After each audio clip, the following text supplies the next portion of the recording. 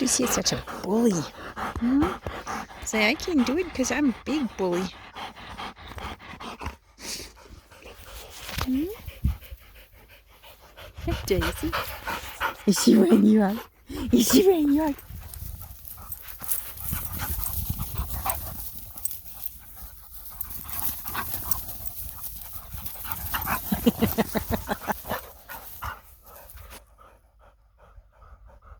I knew Lucy would cut her off at some point.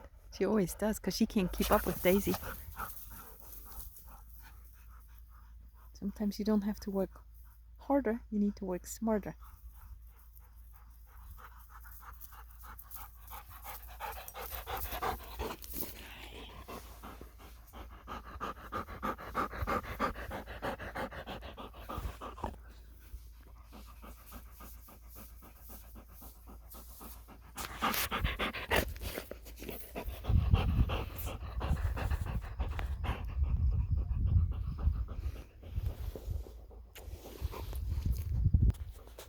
I love my puppies.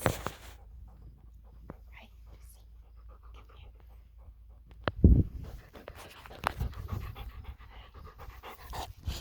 Lucy.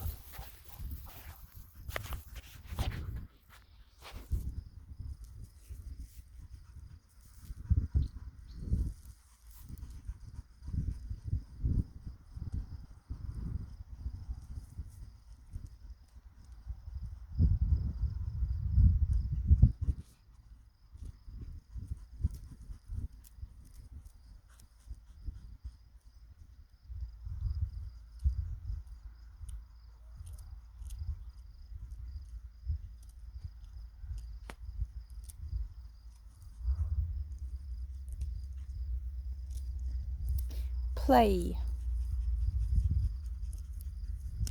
One of the contributors to play, and we're talking the play emotional system, not the structured, more cognitive play, but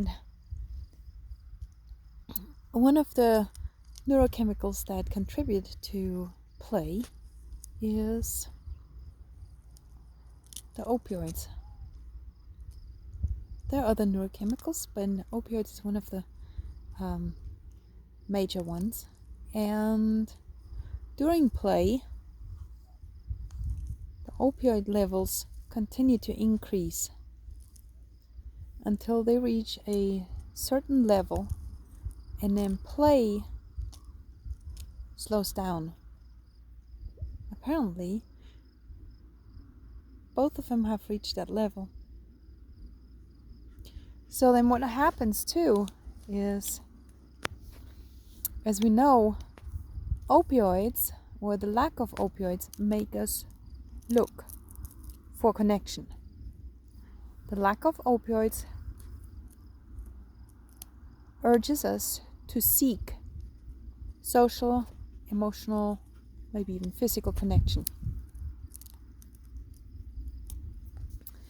Once the opioids reach a certain level, opioids and oxytocin, we feel comfortable enough, we feel confident enough to do our own thing.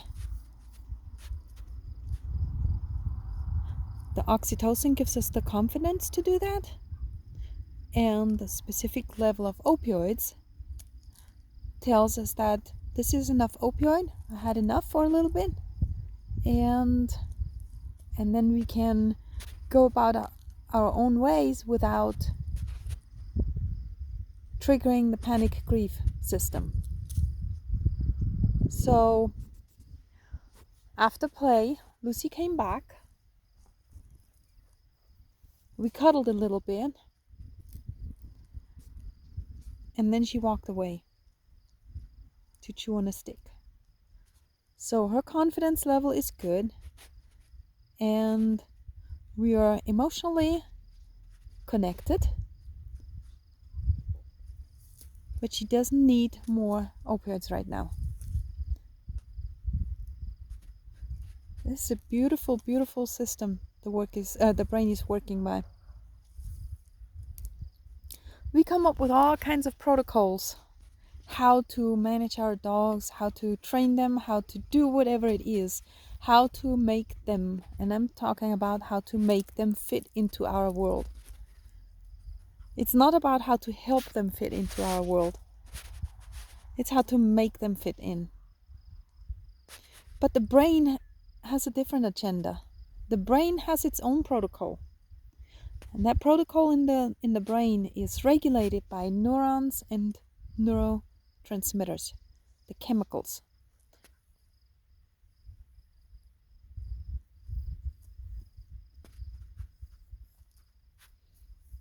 Yeah, I hear it sometimes when people say, my dog doesn't like me. I cuddle with him, I do everything with him, but then he just turns away and walks away. That just means that all your cuddling and spending quality time with your dog has helped your dog reach a satisfying level of neurochemicals that allows your dog to feel confident in his world. And then when they turn away, it's because they are confident that, there is a social bond, there is an emotional bond. So it's not about they don't like me or they don't love me or they do like they like somebody else better or whatever it is.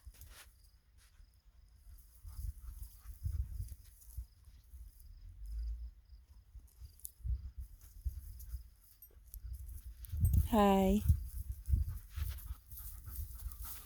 So we create that bond, that emotional bond, which then, look at this, thousands of acres for them to run. They choose to stay with me. And this one here, Daisy, isn't even my dog. Daisy. But guess what? A dog doesn't have to be mine for me to bond with him.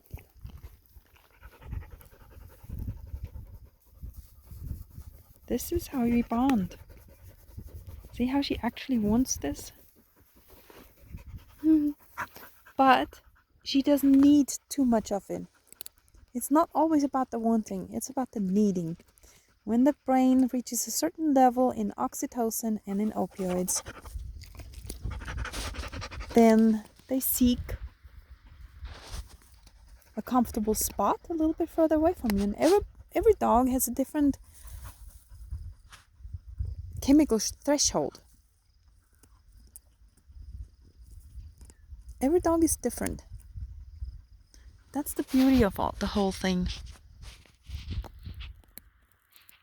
So now we get to just chill, and I'm not engaging with them unless they want it, unless they ask for it. And they're totally content. They're confident and content.